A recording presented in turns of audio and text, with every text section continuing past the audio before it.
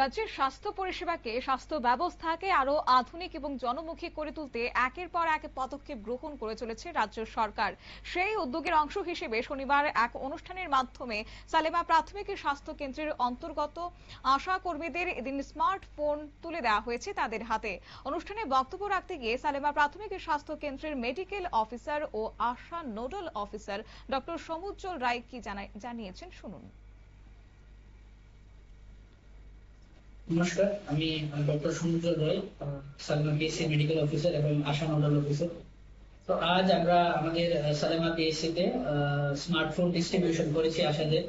তো এটা government of Tripura health and family welfare থেকে করেছে করার জন্য।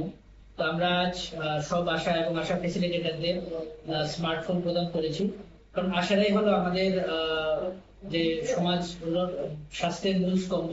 কারণ তারাই গ্রাসরুট লেভেলে কাজ করে এবং সমাজের প্রতিটি মানুষের মধ্যে তারা আমাদের যে হেলথ ফেসিলিটি আছে ওইগুলি প্রদান করে। তো এই মোবাইল ফোনের জন্য, এই মোবাইল ফোন পাওয়াতে তাদের কাজ আরো সহজ এবং আরো দ্রুত তারা কাজ করতে পারবে এবং পেশেন্টের তথ্য এবং প্রয়োজনীয় যা কিছু আছে তা তারা সংগ্রহ করতে পারবে। তো এই অনুষ্ঠান আজ আমরা অনুষ্ঠিত করেছি আমাদের সালামা পিএসসি তে। একই সঙ্গে এদিন আশা ফ্যাসিলিটেটরদের হাতেও স্মার্টফোন তুলে দেওয়া হয়েছে।